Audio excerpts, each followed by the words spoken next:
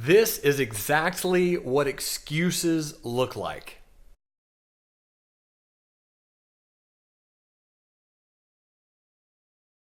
All right, friends and family, what I'm about to do is dive into an email of someone that I was working with over the last 2 or 3 days. Just reached out to this person kind of randomly. They sent me an email. I sent them back one. They sent me another email. And I'm going to kind of go through it step by step and show you what an excuse looks like. So if you write this, if you say these things, these are all excuses. These are all fears. These are all mental hurdles that are holding you back. And you can do better. We can do better. I can do better. We can all accomplish these things. There are skills and subsets that we can use, slowly tweak and change our lives for the better. I'm going to dive into this email and just explore it, talk about it, break it down, and chat about it. So, this video, very beneficial in my personal opinion. Stay tuned to the very end and let's talk about how we can help this particular gentleman. All right, team. So what I'm going to do is I'll be blurring out his name and email address, right? I'm not here to embarrass anybody. My goal is for us to really learn together and just talk about what excuses look like. So if you ever write this type of email, if you ever say these things to yourself, and trust me, I come up with excuses all the time in my life. I'm not perfect. No one is. We just have to know when to call each other out, right? We have to know what things sound, how they sound, why they sound, because the words we use control our lives. And if we allow ourselves to be thinking and saying these certain things, we're always going to get the same exact result. So bottom line, I go, hey man, how's life? How's trading? Anything else exciting or amazing? So that was the email I sent to him. And, he just let me know the what's what. Truth be told, life's been off. Without giving you the whole sob story, I struggle with depression. So there's the very first thing, right? We have to rely on something. I'm not saying depression is inaccurate or false, but it is something that we can rely on. It's a crutch, right? Having depression. Okay, so you have depression. Or let's say you have one leg, or you have one arm, or you get migraines, or you're poor, you're broke. This is still an excuse. It's still something you can rely on. You can say, I've been depressed, and here's what I'm doing about it. But okay, we struggle with depression. Got it. So some days are better than others. Totally agree. Can't argue with that at all. I've had a few bad weeks. Money is the number one trigger. And honestly, man, it's most people's number one trigger. That's why I do what I do. That's why I'm a performance architect. I try to help people as much as I can make more money because, as I mentioned in a previous message, money doesn't solve all of your problems, but it solves all of your money problems. All right? So investing while I feel emotional, I feel is a complete recipe for disaster. You're absolutely correct. I know that a lot of people lose money by trying to throw all their pennies at the sure thing only to lose it, which is absolutely true.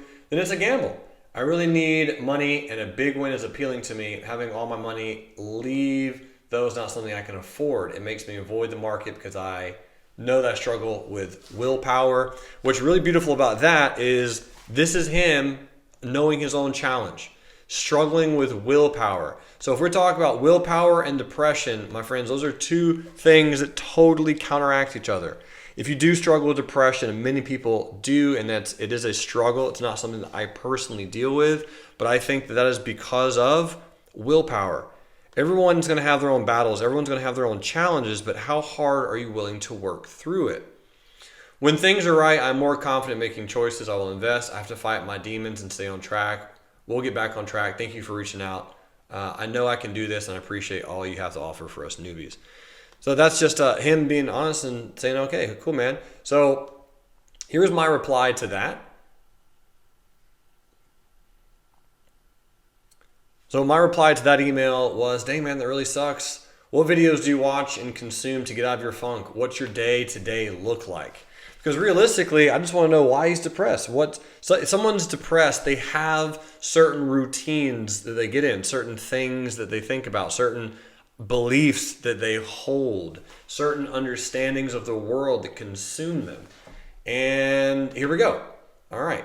This is his email. So he replied almost immediately after me saying this. So he wants to talk to somebody about this, right? That tells me that he really does want to connect with someone. He does want someone to help him. And he mentioned one of his goals is to own a motorcycle again, despite the wife hating this. All right, so that's a big challenge right there. If you have someone who you love in your life who totally despises something that you want to do, that's a massive hurdle. And of course, you have to ask the question, is it worth it? Is that something that is that the hill that you want to die on? Are there other things that you can focus on? But here's the beautiful point of all of this. It's a long-term goal once the money situation's in order. Okay, so once I get more money, I'll buy a motorcycle. Got it. Something to think about. I'm usually watching something on YouTube dealing with motorcycles. Now the question is, we're talking about depression. This is how when I'm reading these things, I'm always asking myself, all right, well, how can I link this to how he's feeling? So if he's watching something on YouTube dealing with motorcycles, and let's say he no longer has a motorcycle, could that be something that could cause his depression or cause his sadness? I would think yes.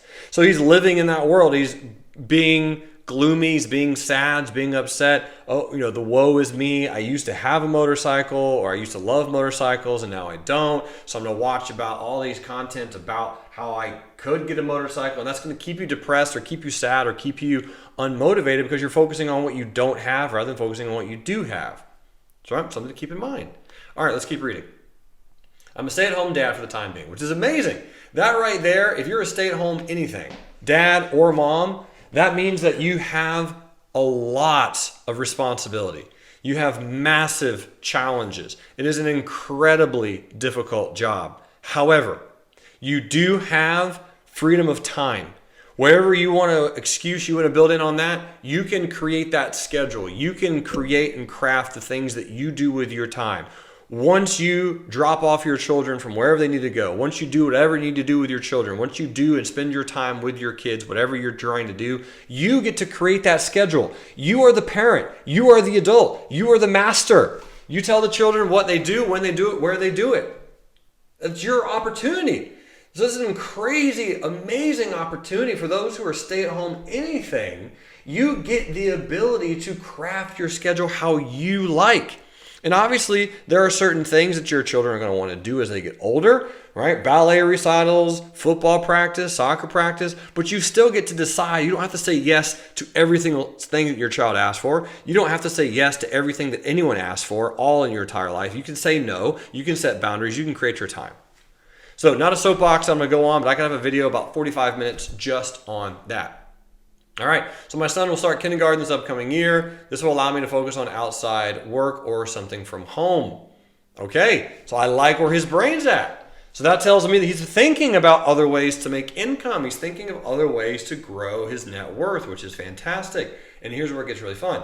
My day consists of waking up at 6:30 to help my daughter get ready for school, and the wife's going to work. Works at the same school my daughter's at. Boom. How beautiful is that? What an incredible opportunity. I mean, everyone's working together. Everyone's being there together. That's wonderful. I wait until 8 to start my day. Lovely. Nothing wrong with that at all. By the way, my friends, I'm not a massive advocate on waking up at 4:30. I do not wake up at 4:30.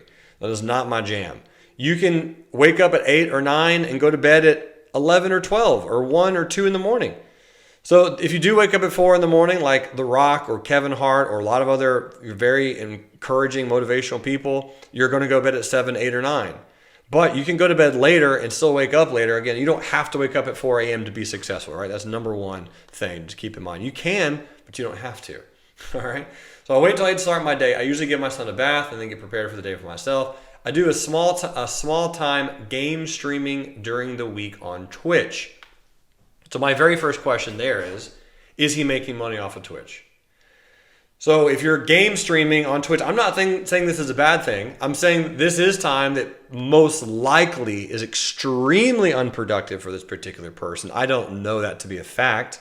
I haven't really dove into it yet. I haven't chatted with him about that yet. But that's one thing as I'm looking through working with coaching with someone or helping them with performance or getting better, wealthy, more financially zealous, whatever their struggles are. I'm looking for time, what they are good at, how they can use skills they already have to become better versions of themselves. So in a situation like this particular gentleman is playing video games during the week.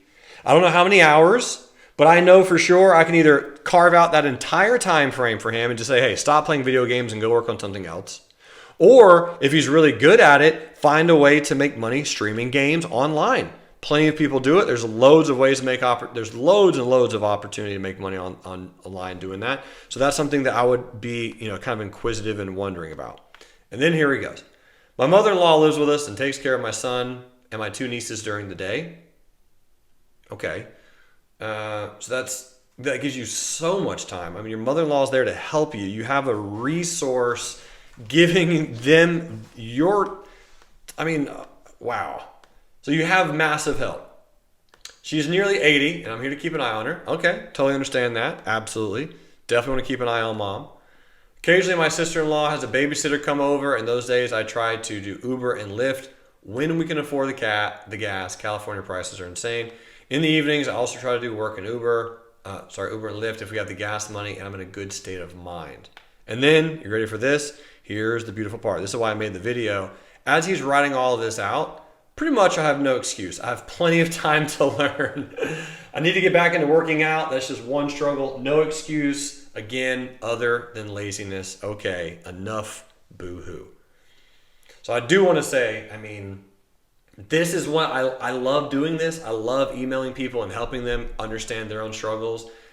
He found out the challenge. As he's writing this down, he's like, you know what? I'm just making up excuses for myself. I have someone who's helping me. His sister-in-law, his mother-in-law is helping him. He has a beautiful wife that works with his daughter, so he has a son and daughter. He's in every other position that everyone else is in the world. They have kids and family and time. It's all about what we do to devote our time, my friends, and how we craft that time. If he's working and trying to become an Uber and Lyft driver to make extra money at night, amazing.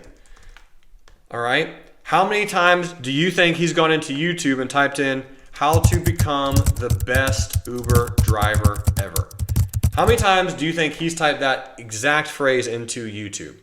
The answer, probably none at all.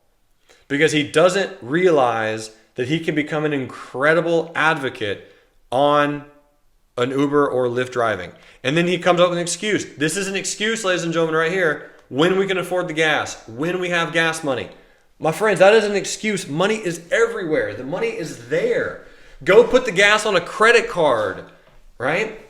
Go borrow the money from a friend or ask your mother-in-law, hey, can I get some money for gas? I'll pay back tomorrow because I'm going to be going driving Uber and be able to make that money back tonight. The money is there. His wife works. You could ask his wife for money, right? California has expensive gas, sure, but everywhere has expensive gas. Gas is just a premiumly priced product right now in the US of A or in any place. So gas is that's just a factor of life. We're going to be paying for that. You have the ability to go get the money. The money is there. Okay? The money is there. You can get the money.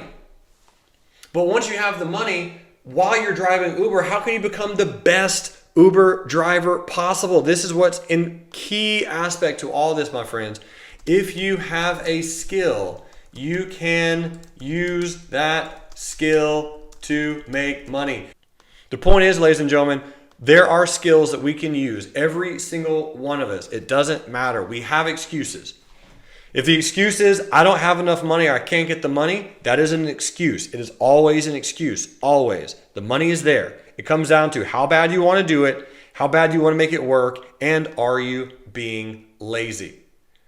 You have plenty of time to do something. We all have plenty of time. Every single one of us. It comes down to priorities. What do we want to do? The person who is training for a 100-mile race has the exact same amount of time that you have. The person who is investing in the stock market has the exact same amount of time that you have. The person who is doing anything, who's being successful in life, has the exact same amount of time. We all have the exact same amount of time. We all have plenty of time.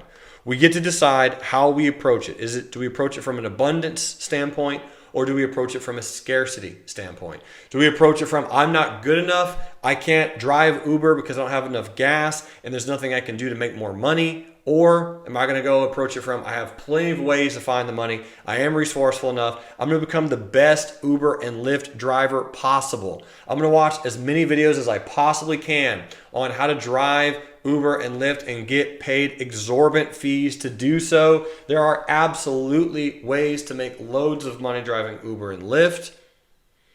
So if you're a person who is in this situation, and you're watching this particular video, wherever you might be watching it from, and you want me to give you some thoughts and advice, shoot me an email, jeremynewsome@gmail.com. That's my personal email address. Get at me and I'll help you. Because every single one of us can elaborate and expand upon all the skills that we have or that we've created to become some of the best of the best. It's going to take time and deliberate focus, but we can all make money doing anything we're doing right now if we give it enough dedication and time. Thanks for watching this video. I hope it was helpful. You absolutely rock. Make sure to click subscribe. I got all kinds of greatness coming your way, folks. You are amazing. And until next time, love, live, learn. Bye.